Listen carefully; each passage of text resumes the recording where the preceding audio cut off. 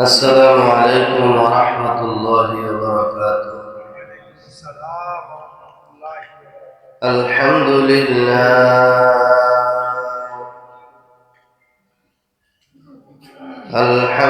لله نحمده ونستعينه ونستغفره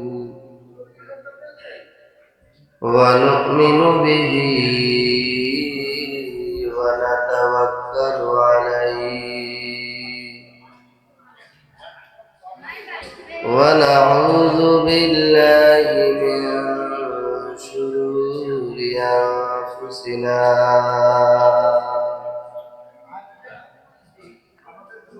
ومن سيئات أعمالنا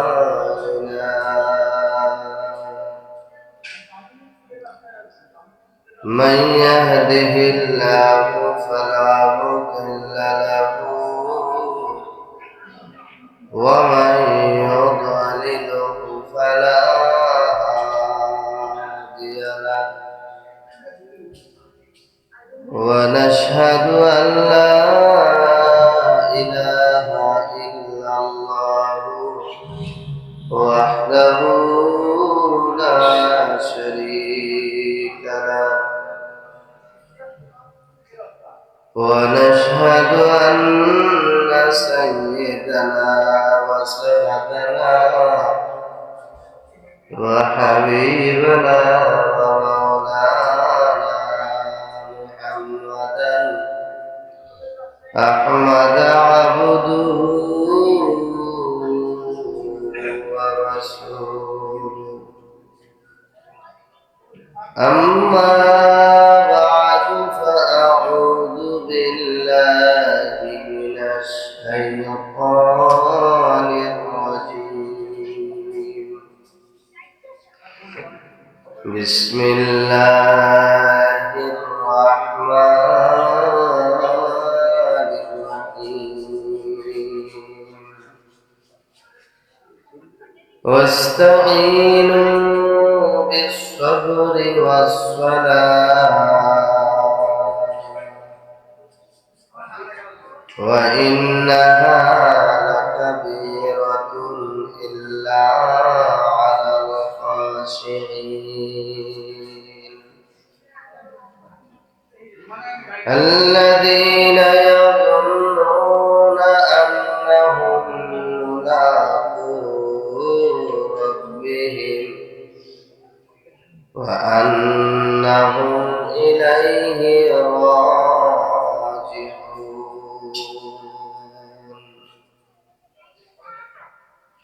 قال النبي صلى الله عليه وسلم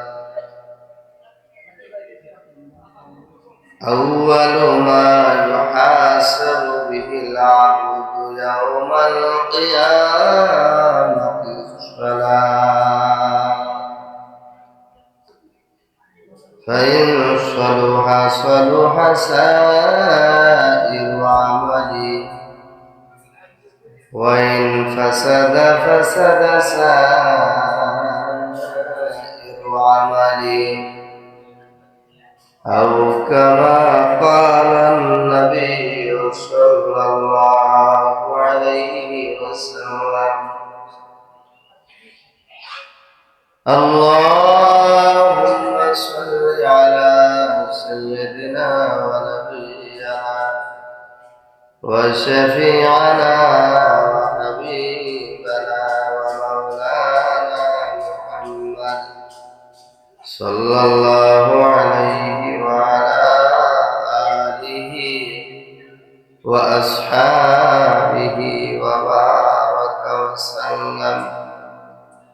اللهم صل على سيدنا ونبينا وشفيعنا وحبيبنا ومولانا محمد صلى الله عليه وعلى آله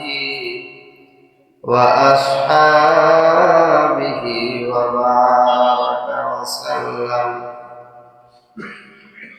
জাযাল্লাহু আন্না মুহাম্মাদান মা হুয়া আহলুহু জাযাল্লাহু আন্না মুহাম্মাদান মা হুয়া আহলুহু জাযাল্লাহু তাআলা আন্না মুহাম্মাদুন সাল্লাল্লাহু আলাইহি ওয়াসাল্লাম মা হুয়া আহলুহু।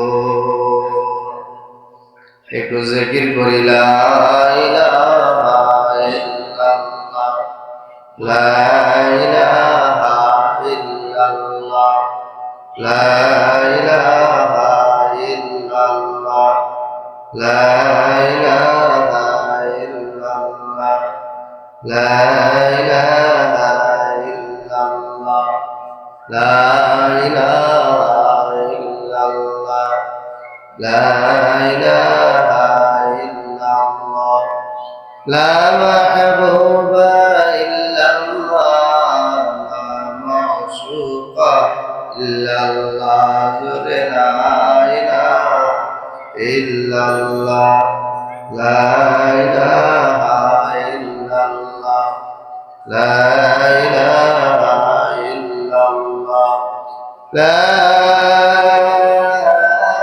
ইলাহা ইল্লাল্লাহ, মুহাম্মাদুর রাসূলুল্লাহ সাল্লাল্লাহু আলাইহি ওয়াসাল্লাম। দক্ষিণ বিলাসখান বাইতুল নূর জামে মসজিদের উদ্যোগে বার্ষিক ওয়াজ মাহফিলের সম্মানিত সভাপতি মুআজ্জাজ উলামায়ে কেরাম, দিন দরদি ধর্মপ্রাণ মুসলমান ভাইরা,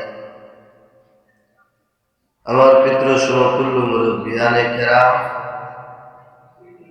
পর্দার আড়ালের পর্দানশীল মা ও বোনেরা, আল্লাহ পাক রব্বুল আলামিন আমাদেরকে দয়া করে, মায়া করে, মুহাব্বত করে, ভালোবেসে এই মহতী মাহফিলে, জান্নাতের বাগানে জুড়ে মিলে একত্রিত হয়ে বসার তৌফিক দিয়েছেন। সকলেই মহান রব্বুল আলামিনের দরবারে শুকর আদায় করে আলহামদুলিল্লাহ।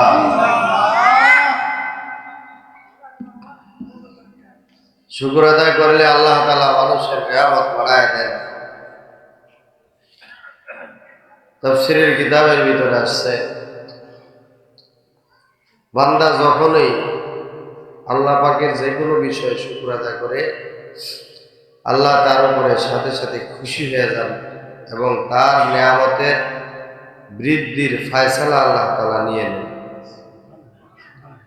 বাড়ি ঘর, টাকা পয়সা, জায়গা জমিন, ভালো ভালো পরিধেয় কাপড়, ভালো ভালো খাবারের জিনিস, অনুগত্যশীল ছেলে মেয়ে, দিনদার পরেশগার, অনুগত্যশীল বিবি, এগুলো সবাই আল্লাহ পাকের নিয়ামত এবং দুনিয়ার নিয়ামত। কিন্তু মানুষ যখন আল্লাহ পাকের ইবাদতের পরে শুকর আদায় করে, তাহলে আল্লাহ তাআলা মানুষের আখিরাতের নিয়ামত আরো বেশি বৃদ্ধি করে দেন। আখিরাত অর্জন করার জন্য আল্লাহ তাআলা নিয়ামত বাড়ায় দেন। তাফসীরের কিতাবে মুফাসসিরিনে কেরাম লিখছেন, হযরত মুসা নবী আলাইহিস সালাতু ওয়াস সালাম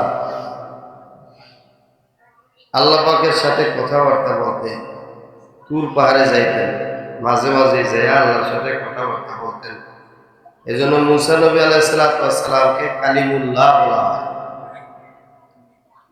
মুসা নবী আলাইহিস সালামের যুগের কালেমা হলো এই ছিল, লা ইলাহা ইল্লাল্লাহ মুসা কালিমুল্লাহ। ঈসা নবী আলাইহিস সালামের যুগের কালেমা ছিল লা ইলাহা ইল্লাল্লাহ ঈসা রুহুল। আমাদের প্রিয় নবী সৈয়দুল আম্বিয়া, দুজাহানের বাদশাহ মুহাম্মদ আরবি মুহাম্মদ মুস্তাফা আহমদ মুস্তাফা সৈয়দুল ওয়ারা সৈয়দুল কওনাইন খাতামুন নবিয়্যিন মুহাম্মদুর রাসূলুল্লাহ সাল্লাল্লাহু আলাইহি ওয়াসাল্লাম। আমাদের নবীর যুগে আল্লাহ তাআলা কালেমা দিয়েছেন লা ইলাহা ইল্লাল্লাহ মুহাম্মাদুর রাসূলুল্লাহ। এই পাক পবিত্র কালেমা পাঠ করার সাথে সাথে আল্লাহ তাআলা মানুষের ঈমান বাড়ায় দেয়। যে মানুষ এই কালেমা বেশি বেশি পড়ে আল্লাহ তার ঈমান বাড়ায় দেয়, ঈমান তাজা করে দেয়। এই পাক পবিত্র কালেমা কোনো পাপিষ্ঠ গুনাহগার মানুষ পড়লে সিদ্দাম মিন কালবিহি, ইখলাসের সাথে আল্লাহকে সন্তুষ্টি করার জন্য, রাজি খুশি করার জন্য এই পাক পবিত্র কালেমা যদি দিলের থেকে পড়ে আল্লাহ তার জিন্দেগির সব গুনাহ মাফ করে। হাদিস শরীফের ভিতরে আসছে 1000 বছরের কাট্টা কাফিরও যদি কালেমা পাঠ করে সত্য দিলের সাথে আল্লাহকে এক মান্য, ওই কাফিরের কুফরি অবস্থার যত গুনাহ আছে সব গুনাহ কালেমা পড়ার বদৌলতে সাথে সাথে আল্লাহ তাআলা মাফ করে। সুবহানাল্লাহ। হাদিস শরীফের ভিতরে আসছে দেহিয়া কলবি নামক একজন সাহাবী ছিলেন আমাদের নবী সাল্লাল্লাহু আলাইহি ওয়াসাল্লাম। উনি ইসলাম ঈমান গ্রহণ করার পূর্বে উনি সেই জাহিলি যুগের একেবারে গর্হিত কাজ সে করতেন। জাহিলি যুগে জাহিলির মানুষদের ঈমান আমল তো ছিলই না, মানুষের প্রতি মানুষের মায়া মমতা দরদ ভালোবাসা মহব্বত এগুলো ছিল না। মানুষ অন্ধকারের ভিতরে ডুবে মরত, জেহালতের অন্ধকার কুফরির অন্ধকার মানুষের ভিতরে ছিল। হযরতে দেহিয়া কলবি সেই জাহিলি যুগের জেহালতের অন্ধকারের কারণে, যার ভিতরে জেহালতের অন্ধকার আছে, গুনাহের অন্ধকার আছে, ওই মানুষটা আল্লাহ পাকের মহব্বত পায় না, রাসূলুল্লাহ সাল্লাল্লাহু আলাইহি ওয়াসাল্লামের তরিকায় চলতে চায় না। যে সমস্ত মানুষ দেখবেন মসজিদে আসতে চায় না, নামাজ পড়তে চায় না, মা বোনরা বাড়ি বাড়িতে নামাজ পড়ে না, পর্দায় থাকে না, রোজার মাসে রোজা রাখে না, আল্লাহ রাসূলকে মানতে চায় না, এই সমস্ত মানুষগুলোর ভিতরে গুনাহের এবং পাপের অন্ধকার। এই অন্ধকারের কারণে তারা পাপ গুনাহ অন্যায় ছাড়তে পারে না, নেক এবং সৎ আমল ধরতে পারে না। কথা বলেন ঠিক কিনা? হযরতে দেহিয়া কলবি রাদিয়াল্লাহু তাআলা আনহু জাহিলি যুগের অন্ধকারের ভিতরে ছিলেন, ঈমান গ্রহণ করেন নাই, জাহিলি যুগের গর্হিত কাজটাই করে বেড়াইতেন। জাহিলি যুগে জেহালতের অন্ধকারের মানুষের মধ্যে, সমাজের মধ্যে একটা নিকৃষ্টতম এবং গর্হিত কাজ ছিল, তাদের সমাজে কোনো মেয়ে জন্মগ্রহণ করলে তারা সেটা অপমান মনে করত, বেইজ্জতি মনে করত, অসম্মান মনে করত। বিধায় নিষ্পাপ মেয়ে, শিশু মেয়ে, মাসুম বাচ্চাটাকে জিন্দা দাফন করে দিত, জিন্দা দরগর করে দিত। জোরে কর নাউজুবিল্লাহ। ইসলাম আসার পরে নারীর অধিকার সমাজে প্রতিষ্ঠিত করছে, বাস্তবায়ন করছে। নারীকে সবচেয়ে বেশি সম্মান, ইজ্জত, অধিকার দিয়েছেন ইসলাম। কথা বলেন, কথা দেখতে হবে। এর আগে জাহিলি যুগে ইসলাম আসার পূর্বে নারীদেরকে দাসী বানায়া বাজারে বিক্রি করা হতো। কথা বলেন ঠিক কিনা? সে দাসত্বের জীবন থেকে আমাদের প্রিয় নবী রাসূলুল্লাহ সাল্লাল্লাহু আলাইহি ওয়াসাল্লাম নারীদেরকে মুক্তি দিয়েছেন।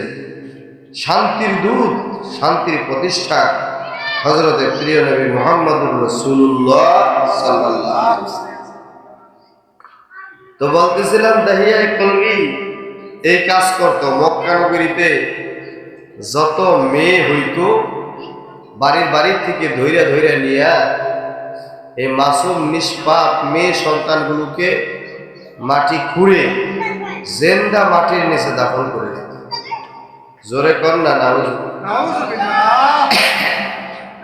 কত কঠিন, চিন্তা করেন বসে, কত কঠিন পাথরিয়া দিল হইলে মানুষ এই কাজ করতে পারছে। কথা ভাই, বর্তমান যুগে একটা মানুষ যত কঠিন পাপিষ্টই হোক, একটা কাফেরও যদি হয়, তারে যদি বলে এই নবজাতক শিশু নিষ্পাপ মেয়েটা জন্ম করছে, তুমি এটারে জিন্দা মাটির নিতে পুঁতে দাও, দাফন করো, সম্ভব হবে না। কথা বলেন। কিছু আছে জেনাকার বেবিচার সমাজের ভয়ে বিভিন্ন জায়গায় ফালায় ঠালায় রেখে চলে হাসপাতালের মধ্যে, জেনাকার বেবিচার আছে। কিন্তু আমি বলতেছি সাধারণ মানুষগুলো যারা আছে, সাধারণ মানুষের দ্বারাই কঠিন পাপ এবং গুনাহ। একটা মাসুম শিশু মেয়ে কাঁদতেছে ওয়া ওয়া করে, আর তারে গর্তের মধ্যে খুঁড়িয়া গর্ত খুঁড়িয়া ভিতরে নিচে ফালাই দিল, উপর দিয়ে চাপা মাটি দিল। কোনো একটা বেনামাজির থেকেও বেনামাজির মানুষের দ্বারা সম্ভব। কথা কয়েন, কত বড় জেহালতের অন্ধকার হইলে মানুষটা এই কাজ। কথা কয়েন ঠিক কিনা? হযরতে দেহিয়া কালবি ইসলাম গ্রহণ করার পূর্বে গর্হিত কাজটাই করে বেড়াইতেন। আল্লাহ পাক রব্বুল আলামিন বলেন, ওয়াইজাল মাউউদাতু সুইলাত বিআইয়ি যামবিন কুতিলাত। হাসরের ময়দানে জাহিলি যুগের জাহেলদেরকে জিজ্ঞাসা করা হবে, তোমরা এই নিষ্পাপ মাসুম মেয়েদেরকে কোন পাপের কারণে, কোন অন্যায়, কোন গুনাহের কারণে বিআইয়ি যামবিন কুতিলাত, কোন অন্যায়, কোন গুনাহ, কোন পাপের কারণে এদেরকে জিন্দা দরগর করে দিয়েছ, কোন পাপের কারণে এদেরকে জিন্দা দাফন করে দিয়েছ, কেন এদেরকে জিন্দা মাটির নিচে পুঁতে দিয়েছ, আমি আল্লাহর সামনে দাঁড়ায় জবাব দাও। জোরে জোরে কন্যা নাউজুবিল্লাহ। মুসলমান সমাজের ভিতরেও এখনো বহু মুসলমান জাহিলি যুগের অন্ধকারে আছে। মেয়েদেরকে জিন্দা দাফন না করলেও নিজের ঔরসের জন্ম সন্তান যদি বেশি মেয়ে হয়ে যায় মেনে নিতে পারে না, অসন্তুষ্ট হয়, নারাজ হয়, অখুশি হয়, বিবির উপরে টর্চারিং করে এবং বিবিকে ভালো জানে না, মেয়েদেরকে ভালো জানে না। মেয়ে সন্তান ঘরে জন্মগ্রহণ করলে বাবার চেহারা বিকৃত হয়ে যায়, কালো হয়ে যায়। বাড়িতে যারা থাকে ময় মুরব্বীরা মেয়েটাকে পুত্রবধূকে দোষারোপ করে। সমাজের মধ্যে জাহিলি যুগের কিছু রীতিনীতি এখনো বর্তমানে মেয়ে হইলে নিজেকে অসম্মানী মনে করে, চেহারা আকৃতি বিকৃতি হয়ে যায়। সমাজে এমন জাহিলি যুগের অন্ধকারের মানুষ কিছু সমাজে আছে না নাই? আছে না নাই? অথচ স্বাস্থ্য বৈজ্ঞানিকরা লিখে, মিয়া তোমার ঔরসে তোমার ঘরে যে বেশি বেশি মেয়ে জন্ম নিল, এটা তো তুমি পুরুষের দুর্বলতা। স্বাস্থ্য বৈজ্ঞানিকরা লিখছে, পুরুষের শুক্রকীটটা যদি দুর্বল হয় আর মায়ের ডিম পাড়ুটা যদি সবল হয়, তাইলে ওই ঘরে মেয়ে জন্মগ্রহণ করে। তাহলে বলেন পুরুষের শুক্রকীট, হাদিসের ভিতরে আসছে, পুরুষের ঔরস থেকে আল্লাহ পাক রব্বুল আলামিন যখন শুক্রকীটটা নেয়, এই আমাদেরকে আল্লাহ তাআলা বানাইছেন, আমাদের এই তুচ্ছ পানিটা সমস্ত পুরুষের মেরুদণ্ডে আছে, আছে না নাই? আল্লাহ পাক রব্বুল আলামিন বলেন, খুলিকা মিন মাইন দাফিকিন ইয়াখরুজু মিন বাইনিস সুলবি ওয়াত তারাইব। আল্লাহ পাক রব্বুল আলামিন বলেন, রে আমার বান্দা বান্দীরা, আমি আল্লাহ উচ্ছ্বসিত পানি দ্বারা, তুচ্ছ পানি দ্বারা তোমাদেরকে সৃষ্টি করছি। ওই পানিটা আমি আল্লাহ পাক রব্বুল আলামিন পুরুষের মেরুদণ্ডের ভিতরে রক্ত দ্বারা আমি আল্লাহ তুচ্ছ পানিটা আমি আল্লাহ পাক রব্বুল আলামিন রক্তকে রিফাইন করিয়া এরপরে মানব জাতির সৃষ্টির জন্য ওই তুচ্ছ পানি আমি আল্লাহ বাবা পুরুষের মেরুদণ্ডে স্থির করে দিয়েছি। জোরে জোরে কাজ সুবহানাল্লাহ। কে করছে জোরে কোন? স্বাস্থ্য বৈজ্ঞানিকরা লিখছে বাবার মেরুদণ্ড মস্তিষ্ক থেকে এক ফোঁটা তুচ্ছ পানি যখন মায়ের গর্ভে যাওয়ার জন্য রওনা দেয়, বাবার মেরুদণ্ড হইয়া এক ফোঁটা পানির সাথে মায়ের গর্ভে যাওয়ার জন্য যখন তুচ্ছ পানি রওনা দেয়, ওই এক ফোঁটা তুচ্ছ পানির সাথে 1,00,000 শুক্রকীট রওনা দেয়। মায়ের গর্ভে যাওয়া পর্যন্ত আল্লাহ পাক রব্বুল আলামিন 99,900 শুক্রকীট মারা যায়। অথবা আল্লাহ যদি কাউকে একটা দুইটা দিতে চায়, একটা দুইটা শুক্রকীট মায়ের গর্ভে থাকে, বাকিগুলো সব রাস্তায় যাইতে যাইতে মারা যায়।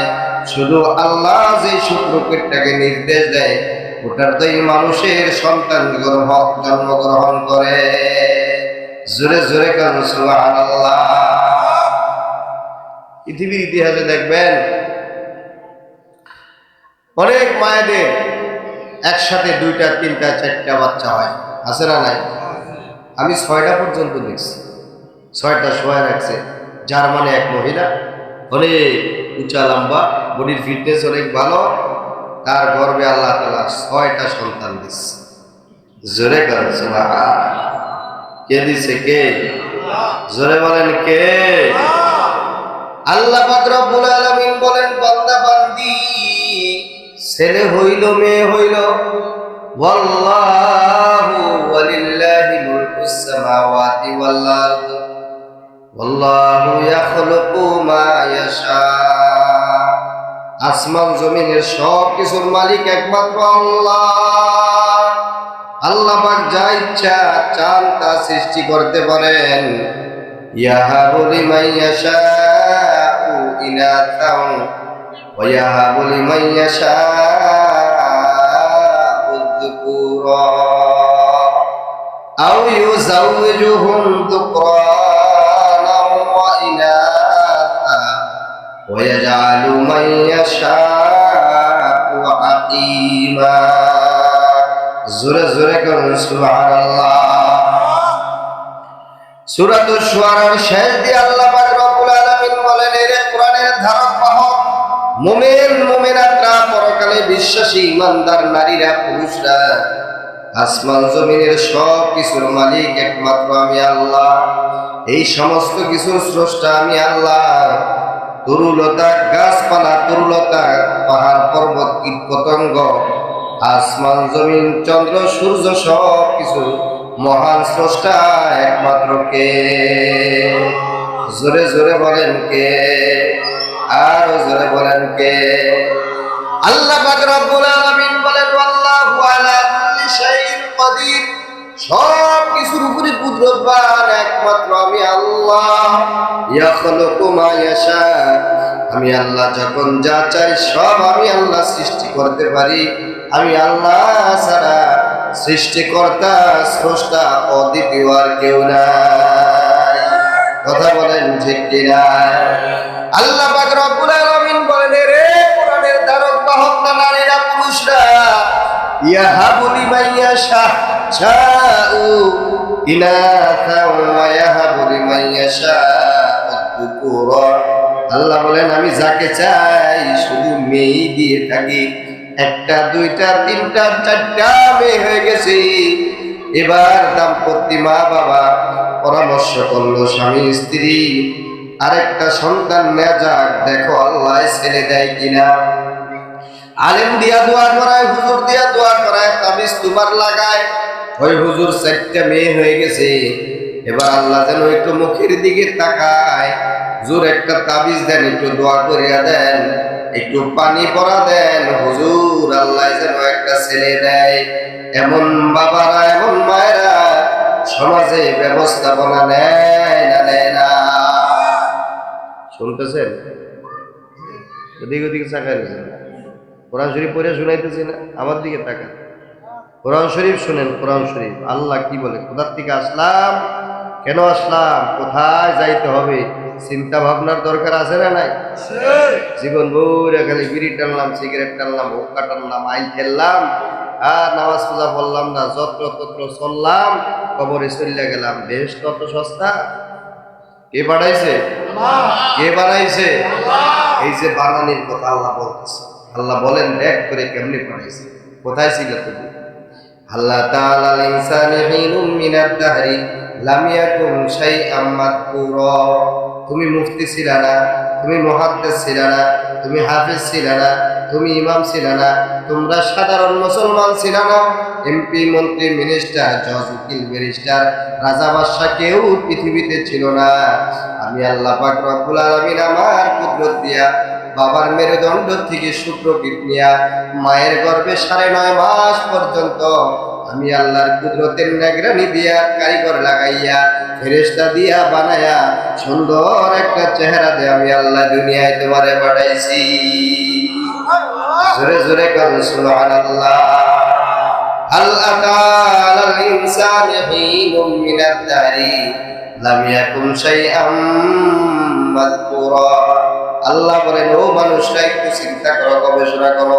সূরাতুদ দাহর 29 পারায় আল্লাহ বলেন, হাল আতা আলাল ইনসানি হিনুম মিনাদ দাহরি লাম ইয়াকুন শাইআম মাযকুরা ইন্না খালাকনাল ইনসানা মিন নুতফাতিন আমশাজিন নাবতালিহি ফাজআলনাহু সামিআম বাসীরা। আল্লাহ পাক রব্বুল আলামিন বলেন, রে বান্দা বান্দিরা, কোরআন পড়, কোরআন ধর, আর কোরআনের গবেষণা কর, কোরআনের চিন্তা ভাবনা কর, কোরআনের তাফসীর ব্যাখ্যা বিশ্লেষণ কর, ওয়াজ মাহফিল দিয়া কোরআন হাদিস শোন। ঈমান বাড়বে, ঈমানের হেফাজত হবে, আখিরাতমুখী হওয়ার জন্য চেষ্টা কর, বেহেশত কামাই করা সহজ হয়ে যাবে। কোরআনের গবেষণা বিশ্লেষণ ব্যাখ্যা তেলাওয়াত যত বেশি করবা, শিখবা, শিখাইবা, আমি আল্লাহ কঠিন কঠিন বিপদ আর আযাব থেকে কোরআনের বদৌলতে তোমাদেরকে হেফাজত করব। জোরে জোরে করুন সুবহানাল্লাহ। আল্লাহ পাক রব্বুল আলামিন বলেন, বান্দা বান্দি, যেই জমিনে যত বেশি কোরআনের শিক্ষা হয়, যেই জমিনে যত বেশি কোরআনের তেলাওয়াত হয়, যেই জমিনে কোরআনুল কারীমের যত বেশি ব্যাখ্যা বিশ্লেষণ হয়, যত বেশি মানুষ কোরআন শিখে এবং শিখায়, কোরআন শুনে এবং শোনায়, ওই জমিনকে আমি আল্লাহ কঠিন কঠিন বিপদের থেকে আমার কুদরত দিয়ে আমি আল্লাহ হেফাজত করি। ইতিমধ্যেই আমাদের দেশে ভূমিকম্প হয়েছে, হয়েছে না হয় নাই? নেপালের এক অমুসলিম বৈজ্ঞানিক স্ট্যাটাস দিছে, লিখে ছেড়ে দিয়েছে, বাংলার জমিনে যেই হারে যেই মাত্রায় ভূমিকম্প হয়েছে, পৃথিবীর অন্য দেশে এই মাত্রার ভূমিকম্পে ধ্বংস স্তূপ হয়েছে এর চাইতেও 10 গুণ বেশি। জাপানে ভূমিকম্প হয়েছে মাত্র 4.5.6, রাশিয়াতে, তুর্কিতে, আফগানিস্তানে, ইরানে ভূমিকম্প হয়েছে মাত্র 6.7, ধ্বংস হয়েছে এর চাইতেও 10-20 গুণ বেশি। বাড়িঘর, বিল্ডিং, কলকারখানা ভেঙে চুরমার হয়ে গেছে, ধ্বংস স্তূপে পরিণত হয়েছে। মানুষগুলো বাড়িঘর নিচে পড়িয়া পড়িয়া দুনিয়ার থেকে বিদায় হইয়া মানুষের লাশের পুরি হয়ে গেছে। নেপালের বৈজ্ঞানিক অমুসলিম স্ট্যাটাস দিছে, বাংলার জমিনে 7.8 মাত্রার ভূমিকম্প হইল। এত কঠিন শক্তিশালী ভূমিকম্প অন্য দেশে হইলে ক্ষয়ক্ষতির মাত্রা এর চাইতে 10 গুণ নয়, 100 গুণ বেশি দাঁড়াইত। জাপানে ভূমিকম্প হইতে দেরি মাত্র 3-4 পয়েন্ট মাত্রায় হয়, 6-5 পয়েন্ট মাত্রায় হয়। পাকিস্তানি হয়, অন্যান্য রাষ্ট্রে হয়, ক্ষয়ক্ষতি এর চাইতে 10 গুণ 20 গুণ বেশি হয়। কিন্তু বাংলার জমিনে ওর চাইতেও বেশি শক্তিশালী মাত্রায় ভূমিকম্প হওয়ার পরেও ক্ষয়ক্ষতির মাত্রা ওর চাইতেও 10 গুণ কম, মাত্র 1 গুণের চাইতেও কম ক্ষয়ক্ষতির মাত্রা। জোরে জোরে কারণ সুবহানাল্লাহ। কোথাও বিল্ডিং ধসে চুরমার হয়ে যায় নাই, কোথাও বিল্ডিং গুড়ে চুরমার হয়ে ধ্বংসস্তূপে পরিণত হয় নাই, কোথাও বিরাট বিরাট মার্কেট ধ্বংসস্তূপে পরিণত হয় নাই, মারাত্মক কোনো ক্ষয়ক্ষতি হয় নাই। আমাকে এক মুসল্লি আমার উত্তর বাজার বলতেছিল, হুজুর যেই দিন ভূমিকম্প হয়, কঠিন ভূমিকম্প হয়েছিল, আমি সেই দিন ঢাকায় একটা হোটেলে ছিলাম। হুজুর আমরা 3-4 জন মিলে এক হোটেলের দোতলায় খাইতে গেছি। হুজুর দেখি বসার সাথে সাথে বিল্ডিংটা 2টা দোলা দিল। আমি দেখলাম বাস যেমন টান দিলে এদিক থেকে ওদিক যায়, বাতাস আসলে বড় বড় নারকেল গাছগুলো কঠিন বাতাসে জোরো হাওয়া চললে নারকেল গাছের মাথা একদম 2-4 হাত ওদিক চলে যায়, আবার 2-4 হাত এদিক চলে আসে। এমন অনেক সময় হয় না? হয় না? এটা আমাকে বললো, হুজুর আমি দেখলাম হোটেলের বিল্ডিংটা একটা লম্বা বিল্ডিং, হুজুর দোলা দিল 2টা, এদিক চলে গেল আবার এদিক চলে আসলো। হুজুর গো, কিন্তু আমরা বহাল তবিয়তে অবস্থায় রইলাম। হুজুর ওই বিল্ডিং এর একটা মানুষের কোনো ক্ষয়ক্ষতি হয় নাই, একটা ইটও পড়ে নাই, একটা জানালাও খসে খসে পড়ে নাই। জোরে জোরে কোন সুবহানাল্লাহ। নেপালের অমুসলিম বৈজ্ঞানিকটা স্ট্যাটাস দিয়ে লেখছে, এই বাংলার জমিনে কঠিন শক্তিশালী ভূমিকম্প হওয়ার সত্ত্বেও ক্ষয়ক্ষতির মাত্রা 10 ভাগের 1 ভাগ হয় নাই। এটার একমাত্র আর শুধুমাত্র কারণ হলো বাংলার জমিনে যেই হারে কোরআনুল কারীমের তেলাওয়াত হয়, যেই হারে কোরআনুল কারীমের শিক্ষা হয়, মুসলমানরা তাদের সন্তানগুলোকে কোরআনী মাদ্রাসায় ভর্তি করিয়া করিয়া ছেলেদেরকে মেয়েদেরকে যেইভাবে কোরআনের বক্তব্যে কোরআনের শিক্ষা দেয়, ওস্তাদরা মেহনত করে কোরআনের শিক্ষা দেয়, মা বাবারা কোরআন শরীফ শিখাইবার জন্য বাচ্চাদেরকে টাকা পয়সা খরচ করে পরিশ্রম করে মাদ্রাসায় ভর্তি করে পড়ায় শিখায়, আবার কোরআনী মাহফিল করে কোরআনের ব্যাখ্যা বিশ্লেষণ সমাজে জায়গায় জায়গায় আলেম ওলামারা মুসলমানরা মেহনত করে করে শিখায়। পৃথিবীর কোন জমিনে কোন রাষ্ট্রে এত অধিক হারে কোরআনের প্রচার নাই। বাংলার জমিনে যেই হারে কোরআনের প্রচার প্রসার আছে, আল্লাহ পাক রব্বুল আলামিন কোরআনুল কারীমের মহব্বতে কোরআনুল কারীমের প্রচার প্রসার তেলাওয়াতের বদৌলতে বাংলার জমিনকে এই মারাত্মক শক্তিশালী ভূমিকম্প হওয়া সত্ত্বেও আল্লাহর কুদরত দিয়া ক্ষয়ক্ষতির হাত থেকে আল্লাহ নিজ কুদরত দিয়ে আল্লাহ হেফাজত করেছে। জোরে জোরে বলেন সুবহান।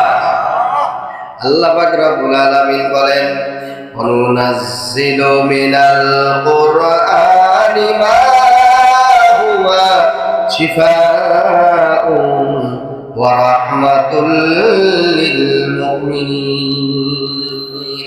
ও বান্দা বান্দি, যত বেশি কোরআন শুনবা, যত বেশি কোরআনুল কারীম শুনাইবা, শিখবা, শিখাইবা, আমি আল্লাহ দুনিয়া আখিরাতের কল্যাণ তোমাদেরকে দেব।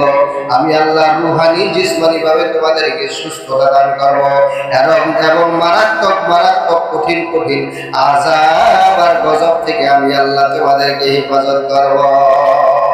জোরে জোরে কান সুবহানাল্লাহ।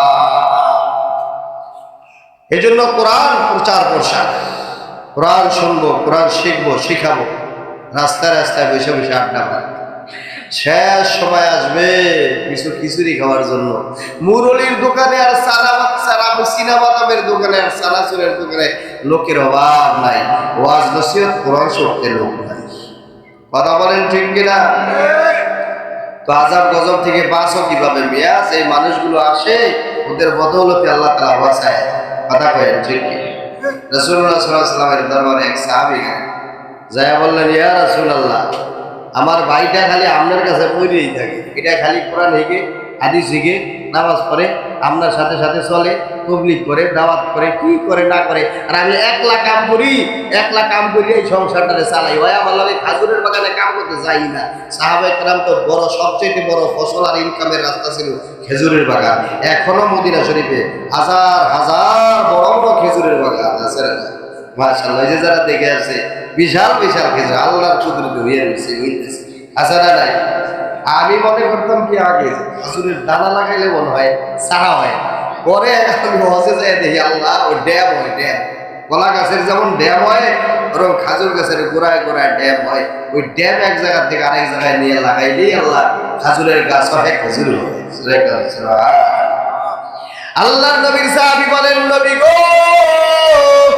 আপনার আমার ভাই আপনার কাছে আপনার সাহাবী পড়ে থাকে, আমার সাথে কাজকর্মে যায় না, আমি সব কাজ একা করি, হুজুর ও কাজ কর্ম করাইলে তো আর একটু ভালো হইতো। প্রিয় নবী রাসূলুল্লাহ সাল্লাল্লাহু আলাইহি ওয়াসাল্লাম ফরমান, আমার সাহাবী, প্রিয় সাহাবী, তোর ভাইও সাহাবী, শোন, তোর ভাই কোরআন শিখে, কোরআন শেখায়, তোর ভাই কোরআন পড়ে, কোরআন শুনে, কোরআন শোনায়, তোর ভাই আমার সাথে কোরআনের দাওয়াতি কাজ করে, তুই আমার কাছে আয়, একটু বস। জি ইয়া রাসূলুল্লাহ। বলে, তুইও সাহাবী, তোর ভাইও সাহাবী, তুই ক্ষেত খামারে কাজ কর, তোর ভাই কোরআনের কাজ করে, তুই আমাকে সত্য করে বলতো দেখি, তোর তিনটা খেজুরের বাগানে, তোর খেজুরের বাগানগুলোর ভিতরে সবচেয়ে বেশি খেজুর হয় না অন্য অন্য বাগানে খেজুর বেশি হয়? আল্লাহর নবীর সাহাবী ডাক দেয়া কয়, নবী গো, ওই মহান সত্তার কসম দিয়ে বলছি, যার হাতে আমার জান, আমার চাইতে বেশি খেজুর এই মদিনার কোন বাগানে হয় না। জোরে জোরে বলেন সুবহানাল্লাহ। প্রিয় নবী রাসূলুল্লাহ সাল্লাল্লাহু আলাইহি ওয়াসাল্লাম ফরমান, এর একমাত্র আর শুধুমাত্র কারণ কি জানোস নি? ইয়া রাসূলুল্লাহ, কি কারণ? আল্লাহর নবী সাল্লাল্লাহু আলাইহি ওয়াসাল্লাম ফরমান, এই যে তোর ভাই কোরআনের খেদমত করে, আমার সাথে সাথে থাকে, কোরআন শরীফ শিখায়, কোরআনের তাবলীগ করে, কোরআনের প্রচার প্রসার করে, ওর কোরআনের সাথে লাগিয়ে থাকার কারণে, কোরআনের বদৌলতে, কোরআনের মেহনত আর আজমতের বদৌলতে সব বরকত তোর ভাই, সব বরকত আল্লাহ তোর বাগানের মধ্যে দিয়া দেয়। জোরে জোরে কান সুবহানাল্লাহ। কোরআনেরই বাণী তোমরা শোনো না, কবরের আযাবের কথা জানো না, সাপে কাটবে, গর্জ মারবে, হায় রে হায়, আগুন জ্বালাইয়া দিবে সর্বগায়, কত আযাব আছে পলসেরা, কলিজা জ্বলিয়া যাইবে না উপায়। আমার বন্ধুদেরকে, আমার ভাইদেরকে, আমার বাবাজিদেরকে বলবো, পর্দার মা বোনদেরকে বলবো, আল্লাহ পাক রব্বুল আলামিন বলেন, ওয়াইজা তুলিয়াত আলাইহিম আয়াতুহু যাদাতুহুম ঈমানাও ওয়া আলা রাব্বিহিম ইয়াতাওয়াক্কালুন। আল্লাহর উপরে ভরসা রেখে একদিন কখন আসবে, ঈমান কখন বাড়বে, কখন ঈমান বুলন্দ হবে, ঈমান কখন বাড়বে, ঈমান কখন বৃদ্ধি পাবে।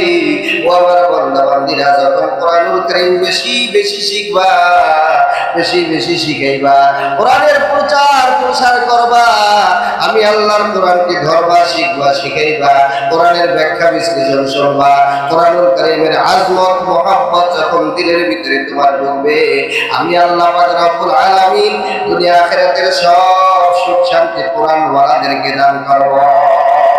জোরে জোরে কারণ সুবহানাল্লাহ। আমার পর্দার মা বোনদেরকে, ভাইদেরকে বলতেছিলাম, আল্লাহ পাক রব্বুল আলামিন বলেন, আল্লাহু আকবার, হাল আতা আলাল ইনসানি হিনুম মিনাদ দারি লাম ইয়াকুন শাইআন মাযকুরা।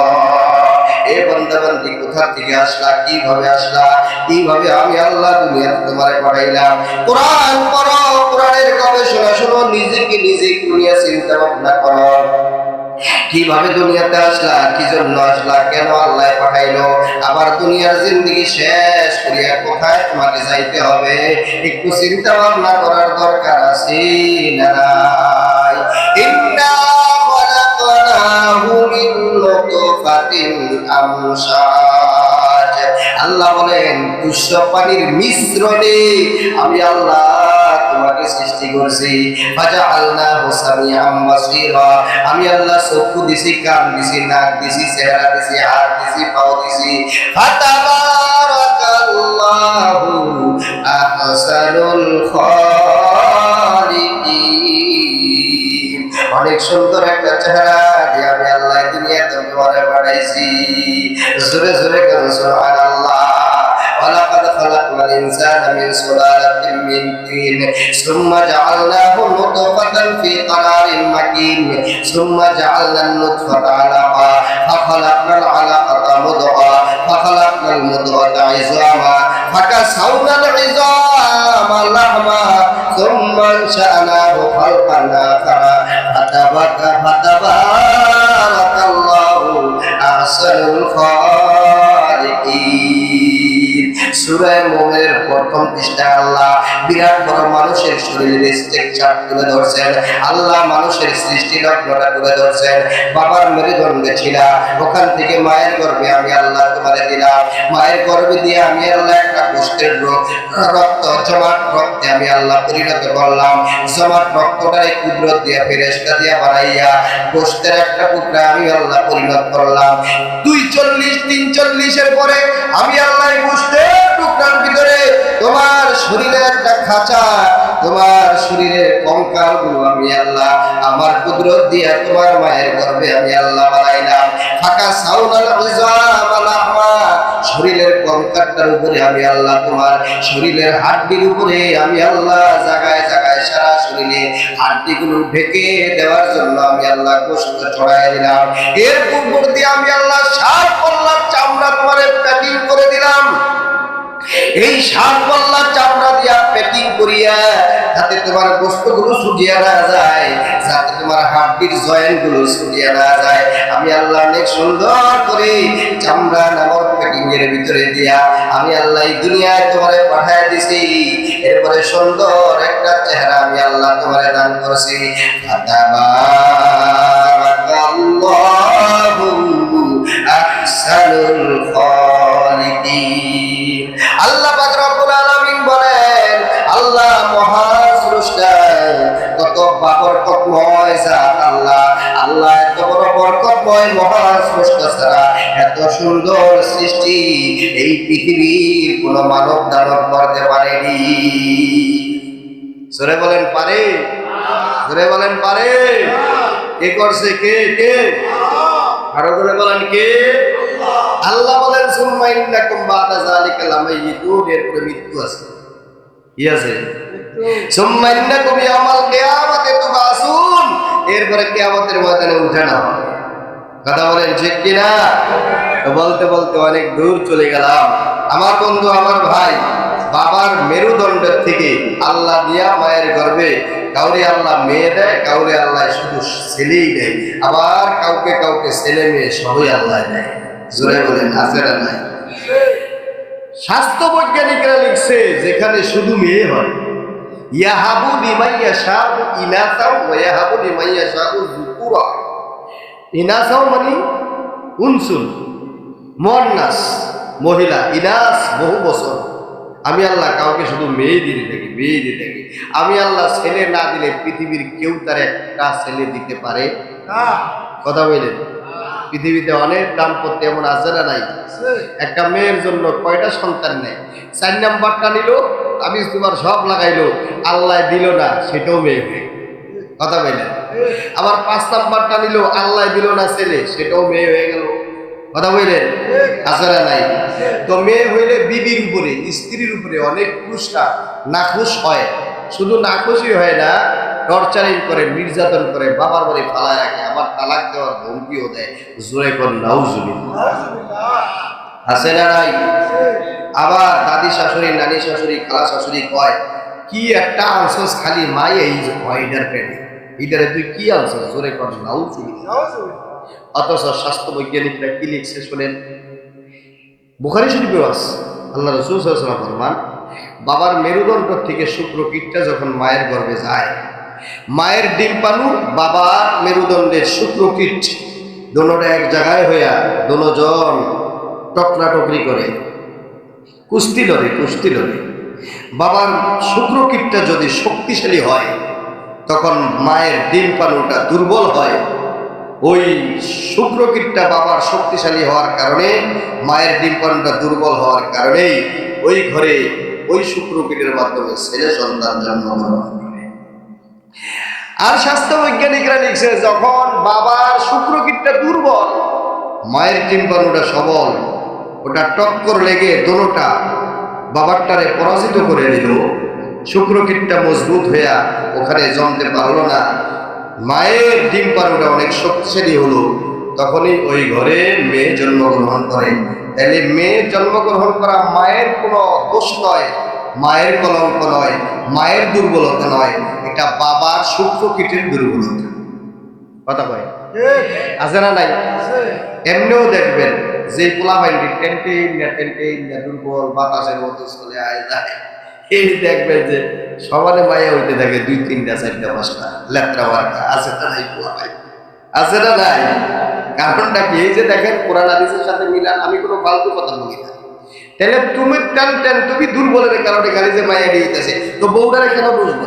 তাহলে বোঝা গেল, কোরআন হাদিস দিয়ে গবেষণা করে বোঝা গেল মেয়ে হওয়ার মধ্যে নারীর কোনো দুর্বলতা নাই, মেয়েটার কোনো পুত্রবধূর কোনো দুর্বলতা নাই, তার কোনো সমস্যা নাই, তার কোনো নিজস্ব ব্যক্তিগত সমস্যার কারণে হচ্ছে না।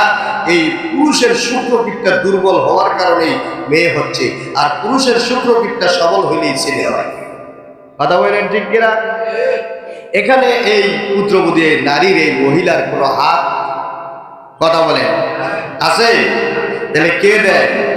এই জন্য পুরুষের খাবার হইতে হয় ভালো ভালো, আলতু ফালতু খাবার খাইলেই শুক্রকীট দুর্বল হয়ে যায়। এই পচা বাসি ঠাসি গন্ধা গন্ধ, এই সেই আবিজাবি, এই কি বলে আপনার এই ফরমালিন মরমালিন আবিজাবি খাইলে শরীরের দেহ দুর্বল হয়, শুক্রকীটও দুর্বল হয়। আর যদি খেজুর খায়, আনার খায়, একেবারে ভালো চাউলের গরম খাবার খায়, আর সুন্দর সুন্দর প্রতিদিন পুষ্টিপূর্ণ খাবার হয়, খায়, ওই পুরুষের মেরুদণ্ডও ভালো থাকে, সুস্থ থাকে, শুক্রকীটটাও সবল হয়, ওর ঘরে আল্লাহর মেহেরবানিতে ছেলে সন্তান বেশি জন্ম হয়। কথা ঠিক না বেঠিক? তাহলে এই গবেষণায় বোঝা গেল মেয়ে হওয়ার মধ্যে নারীদের, মা বোনদের কোনো দোষ, কোনো দুর্বলতা নাই।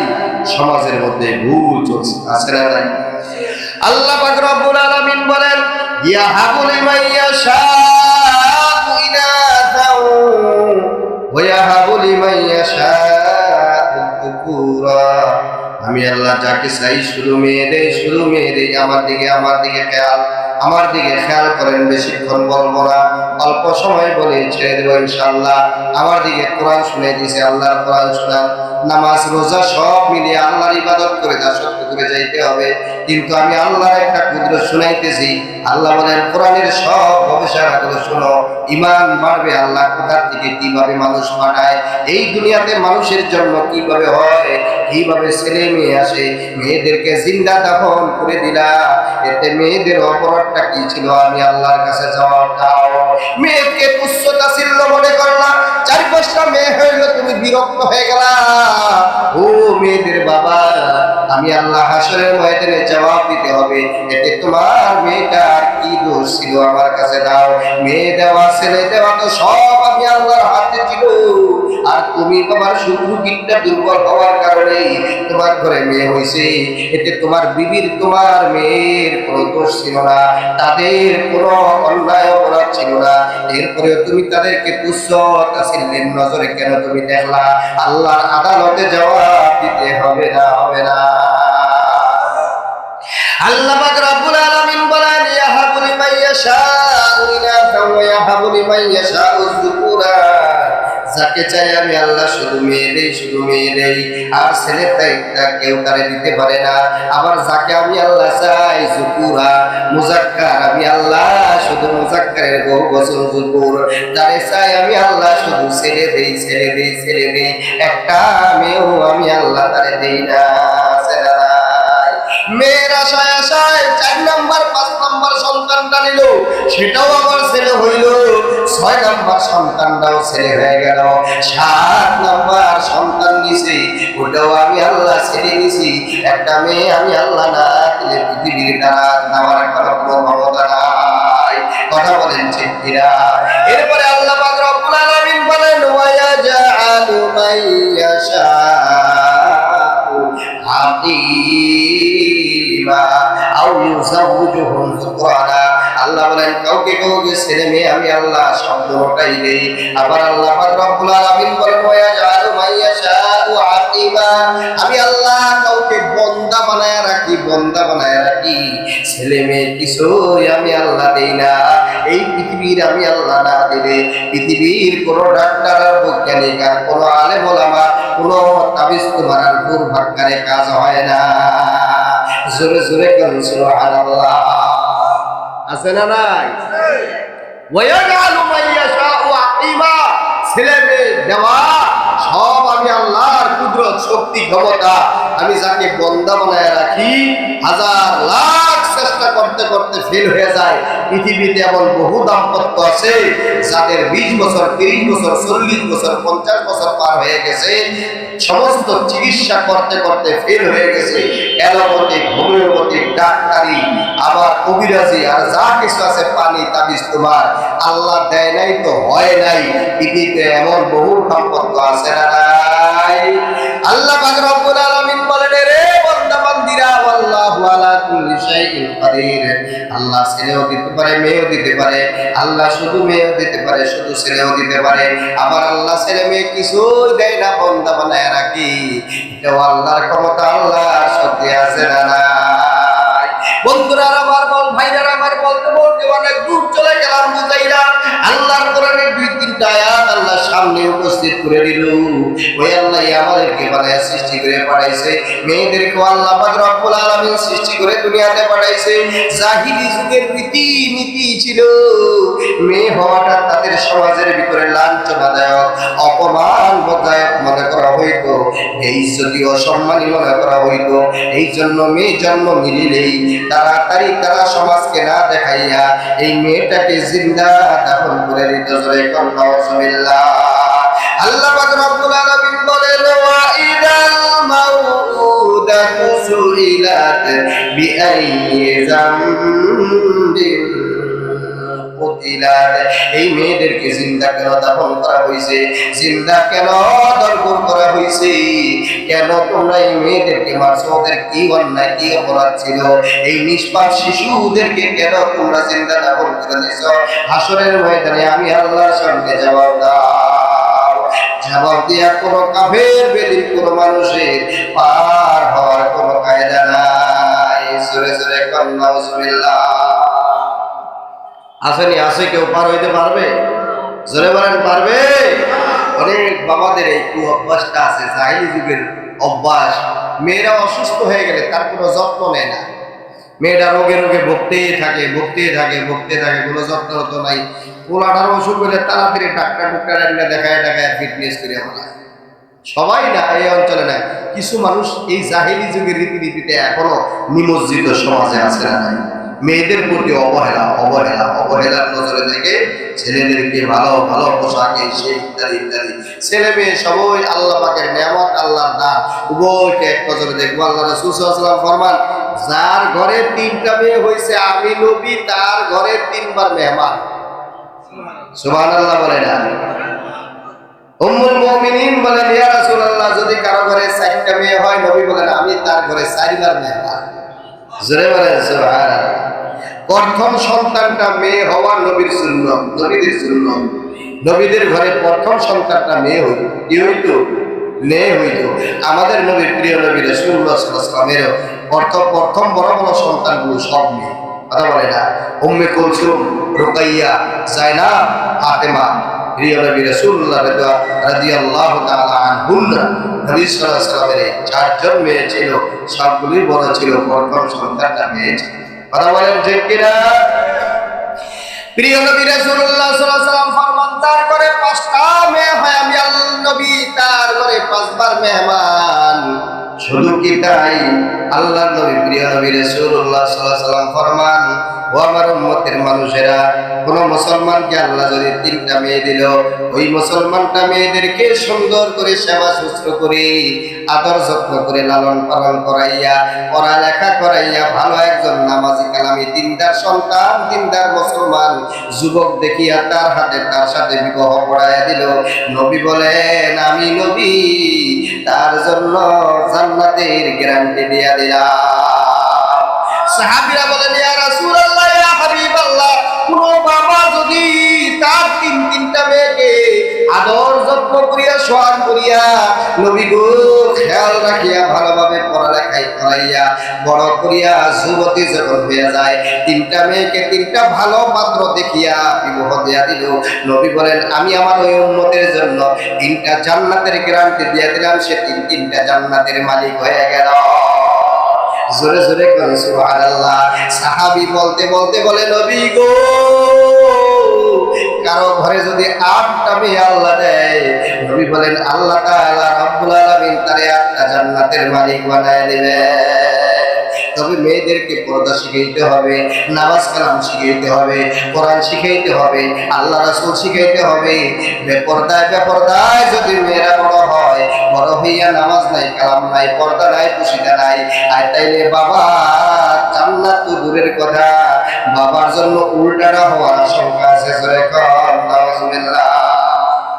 আছে না নাই? খবর রইল না? নবীজি জান্নাতের বেহেশতের সুসংবাদ শুনেছেন কোন বাবার জন্য? যে বাবা মেয়েগুলোকে আদর যত্ন করে লালন পালন করছে, যথা সময়ে তার প্রয়োজনগুলো পূরণ করছে, যে কয়টা তার কাপড় পোশাক লাগে দিছে, খাবার ঠিক মতো দিছে, চিকিৎসা ঠিক মতো করছে, আবার কোরআন হাদিস ভিত্তিক শরীয়ত ভিত্তিক বিশুদ্ধ কোরআন হাদিস নামাজ কালাম শিখাইয়া ভালো একজন নামাজি কালামি দিনদার পাত্রের হাতে উঠাইয়া দিছে। ওই বাবা ওই মায়ের জন্য আল্লাহ বেহেশতের সুসংবাদ শুনাইছে। কথা বলেন ঠিক কিনা? নাকি বাবা নামাজি মাও বেনামাজি? কালকে তো ওইটা নিয়ে গবেষণা করবেন। উত্তর বাজার হুজুরে কয়ে গেছে 8টা মাইয়া হইলে বিয়া দিয়া দিলে আল্লাহ 8টা বেহেশত দিয়ে দিব। 8টা বেহেশত দিয়ে পাইবেন, ওই মাইয়াটিও বেনামাজি আপনিও বেনামাজি, তো বেনামাজি হইলে বেহেশত দিয়ে হইল। কথা কয়ে বেনামাজির জন্য কোনো বেহেশত কথা কয়ে আসেনি। ওই মুলা দিয়ে আমি ওয়াজ করছিলাম একবার যে ভাই কেউ যদি, আল্লাহ নবী বলছেন মান সাল্লাহ সালাতাল খামসে মাআল জামাআতে 40 ইয়াওমান ইউদরিকু ফিহি তাকবীরাতাল উলা, কেউ যদি 40 দিন পর্যন্ত তাকবীর উলার সাথে 5 ওয়াক্ত নামাজ পড়ে লাহু বারাকান, আল্লাহ তারে 2টা পুরস্কার দিবেন। 1 নম্বরের পুরস্কার হলো বারাআতুম মিনান নিফাক, মুনাফিকের খাতা থেকে তার নামটা কাটটা খাঁটি মুমিনের খাতায় আল্লাহ তার নাম উঠায় দিবেন। 2 নম্বর পুরস্কার আল্লাহ পাক রব্বুল আলামিন দিবেন যাহা বারাআতুম মিনান নার, জাহান্নামীদের খাতা থেকে তার নামটা কাটটা আল্লাহ চির জান্নাতীদের খাতায় তার নামটা উঠায় দিবেন। জোরে বলেন সুবহানাল্লাহ। ওয়াজ করে তো নামছি মুলাবি খাসারাটের ওই পার আছে না নাই? নদী পার হয়ে গেছি। আমার একজন পিছনে 2জন হাঁটে, পিছনে আর কয় হুজুর ওয়াজ তো ভালোই করে গেলেন, 40 দিন কষ্ট করিয়া নামাজ কত কষ্টই হোক একবারে 40 দিন তাকবীরুল্লাহর সাথে পড়ুন, পরে আপনি বলছেন জাহান্নামীর খাতার থেকে নাম কাটতে আল্লাহ দিয়া জান্নাতের খাতায় উঠাই দিব। তো জান্নাত তো আমার কামাই হই গেছে, তো 40 দিন পরে আমার ছুটি আর নামাজ কালাম লাগবে না। দেখছেন শয়তান কি আছে না? আরেক জায়গায় ওয়াজ করছে যে মেরাজের মাস চলতেছে, রজবের মাস 27 তারিখে মেরাজ। তো ওয়াজ করছি যে ভাই 27 তারিখে মেরাজের রাত্রে আল্লাহ পাক নামাজ দিয়েছিল 50 ওয়াক্ত। কয় ওয়াক্ত? মূসা নবীর অনুরোধে পালাক্রমে যাইতে রয়ে গেছে কয় ওয়াক্ত? 5 ওয়াক্ত। মূসা নবীর আবার অনুরোধ করছে যে আমার উম্মত 2 ওয়াক্ত নামাজই পড়তে পারে নাই, তোমার উম্মত 5 ওয়াক্ত পারবে না, আমার উম্মত তোমার উম্মতের চাইতে অনেক বেশি শক্তিশালী ছিল। নবীজি বলছেন না, আমার আল্লাহর কাছে যাইতে লজ্জাবোধ হয়, আরেকবার গেলে যদি আল্লাহ 5 ওয়াক্ত মাইনাস করে দেয় আমার উম্মতের জন্য আল্লাহর সাথে গভীর সম্পর্কে কিছুই থাকবে না, এই জন্য আমি যাইতে রাজি না। বেটা একটা উঠছে আমার ওই মাঝখানে ওয়াজের মাঝখানে কয় হুজুর আরে মুসা নবী তো ভালোই করছিল, আমার কোন নবীরে আরেকবার একটু আত্মায় ধরিয়া যদি আরেকটা চপ্পল লাগাই দিতে পারতো কিল্লা পথে। জোরে জোরে নাউজুবিল্লাহ। দেখছেন নি আরেকজন চরঙ্গিতে বাইরেছে। আমার একদিন গেছে এক কাজে এক দোকানে, কয় হুজুর এই চরঙ্গিতে একটা কয় এই জাহান্নামের চিন্তা নামাজ দিছি সারিয়া। জোরে করে নামাজ নাউজুবিল্লাহ, জোরে বলেন। মানুষ হলো জাহান্নামের চিন্তা নামাজ পড়ে, আর ওই জাহান্নামের চিন্তায় নামাজ দিছে সারিয়া। আমি বললাম তুইও তারে যায় বলিস, উত্তর বাতার হুজুরে কইছে তোর চিন্তায় আল্লাহ জাহান্নামের এত বড় বানাইতেছে আর জাহান্নামের আগুন এত কঠিন বানাইতেছে, যা কঠিন ছিল তোর চিন্তায় জাহান্নামের আগুন আরো 100 গুণ বেশি কঠিন তেজের বানাইতেছে। কথা বলেন ঠিক কিনা? এই জন্য এই সমস্ত শয়তানি কথাবার্তা মুখ দিয়ে আনলে ইমানটা থাকে না। কথা বলেন ঠিক কিনা?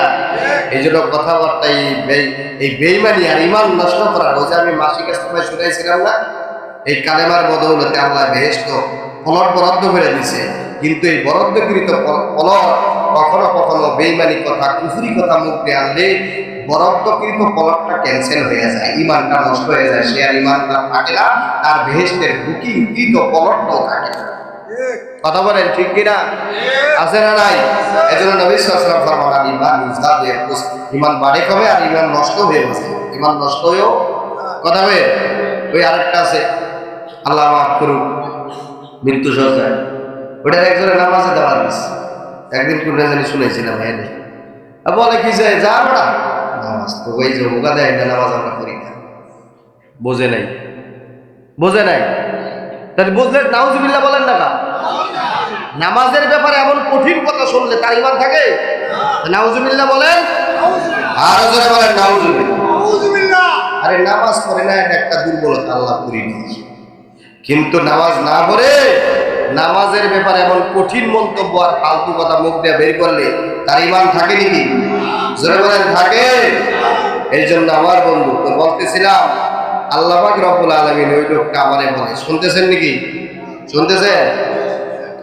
আল্লাহ পাক রব্বুল আলামিন ওই লোকটা বলে যে হুজুর ভালো আছে তো হুনে গেলেন, 40 দিন কষ্ট করে যত কষ্ট হোক প্রয়োজনে হারারে খারায় খাবে, ফজরের নামাজও মিস হইতে দিন না, একেবারে যত কষ্ট হোক 40 দিন করুন, এরপরে আমার ছুটি। কেমন কেন? আপনি বলছেন চির মোমেনের খাতায় আল্লাহ নাম উঠাই দিবে, মোমেন হয়ে গেলাম। আর মোমেন ইমান নিয়ে কবরে যাইতে পারলেই তার বেহেশত। আর নাম্বার 2 হলো জাহান্নামীদের খাতার থেকে নাম কাটিয়া আল্লাহ চির জান্নাতীদের খাতায় নাম উঠাই দিবে। তাহলে জান্নাত তো আমার কামাই হয়েই গেল, আর নামাজটা কি করব? জোরে করেন নাউজুবিল্লাহ। এমন কিছু শয়তানি কথা সমাজে আছে না নাই? আবার একদল বাইরেছে, গান বানাইছে, পানির নিচে মোমের বাতি বাও বাতাসে নিবে না, বাবার হাতে মুরিদ হইলে নামাজ বোঝা লাগে না। জোরে জোরে কর নাউজুবিল্লাহ। আসেনি আউল ফাউল বাউল আসেনি এটির জন্য আল্লাহ কয় নাম্বার ঠিক করে রাখছে, আল্লাহ পাকে ভালো জানে। কথা বললেন, সাহাবায়ে কেরাম কি এরকম কোন কথা বলছে কোন সময়? পানির নিচে মোমের বাতি বাও বাতাসে নিবে না, নবীর হাতে মুরিদ হইলে নামাজ বোঝা লাগে না। সাহাবায়ে কেরাম কোনদিন বলছেন? জোরে কর, আরো জোরে বলেন আসলি। প্রিয় নবী রাসূলুল্লাহ সাল্লাল্লাহু আলাইহি ওয়াসাল্লাম কোনদিন বলছেনই? বরঞ্চ নবী শেষ সময় অন্তিম মুহূর্তে দুনিয়া থেকে বিদায় লগ্নে উম্মতের জন্য যেই ওসিয়ত করে গেছেন, শেষ কথাটাই ছিল আসসালাত আসসালাত আসসালাত ওয়া মা মালাকাত ইয়ামিনুকুম, নামাজ নামাজ নামাজ, আমার উম্মতেরা নামাজ। জোরে জোরে কর সুবহানাল্লাহ। নামাজ রোজা যদি না লাগতো নবী ওই কথা বলতো, পানির নিচে মোমের বাতি বাও বাতাসে নিবে না, আল্লাহর হাতে মুরিদ হইলে নামাজ রোজা লাগে না। জোরে জোরে কর নাউজুবিল্লাহ। নবীর চাইতে বড় বাবা, নবীর চাইতে বড় পীর, নবীর চাইতে বড় শেখ, নবীর চাইতে বড় এই দুনিয়াতে কোনো বাবার পীর আসেনি। প্রিয় নবী সাল্লাল্লাহু আলাইহি ওয়াসাল্লাম যেই দিন দুনিয়া থেকে বিদায় হয়ে যায়, পাও ভর দিয়ে হাঁটতে পারে না, 2 জন সাহাবীর কাঁধে ভর দিয়া দিয়া নবীজি শেষ মুহূর্তে বিদায় লগ্নে নামাজটাও নবীজি জামাতের সাথে আদায় করে গেছে না যায় না। সুতরাং বন্ধুরা আমার, ভাইরা আমার, নামাজের ব্যাপারে উল্টা মন্তব্য উল্টা পাল্টা কথা বললে তার ঈমান থাকবে না, বেহেশতের পলটটাও ক্যান্সেল হয়ে যাবে। কথা বলেন ঠিক কিনা? নামাজ পড়তে পারি নাই মাবুদ গো, আল্লাহ তুমি আমারে মাফ করে দাও, দীর্ঘ একটা সময় নামাজ পড়ি নাই আল্লাহ, 20 বছর 30 বছর 25 বছর আমার বয়স হয়ে গেছে, সময় মতো নামাজগুলো আদায় করতে পারি নাই। আওয়াইলুল লিল মুসাল্লিন আল্লাযীনা হুম আন সালাতিহিম সাহুন আল্লাযীনা হুম ইউরাউনা ওয়া ইয়ামনাউনাল মাউন। আল্লাহ বলেন ওয়াইল ওয়াইল ওয়াইল, জাহান্নামের কঠিন শাস্তি হইল ওই সমস্ত মানুষগুলোর জন্য আল্লাযীনা হুম আন সালাতিহিম নাসাউন, সময় মতো নামাজগুলো আদায় করে না, আর নামাজের সময় হয়ে গেলে নামাজগুলো ভুলে যায়, ওদের জন্য ওয়াইল নামক জাহান্নামের আগুন। জোরে জোরে কর নাউজুবিল্লাহ। এই জন্য কান্নাকাটি করতে হবে মা বোনদেরও, যুবক যুবক ভাইদেরও। আল্লাহু আকবার। যৌবন জীবনের যদি পরিবর্তন চাও, নেককার বিবি চাও, নেককার সন্তান চাও, নেক জিন্দেগি চাও, আল্লাহর বেহেশত চাও, যৌবন অবস্থায় যৌবন জীবনের পরিবর্তন করাইয়া নামাজ কালাম ধরিয়া যৌবন জীবনের পরিবর্তন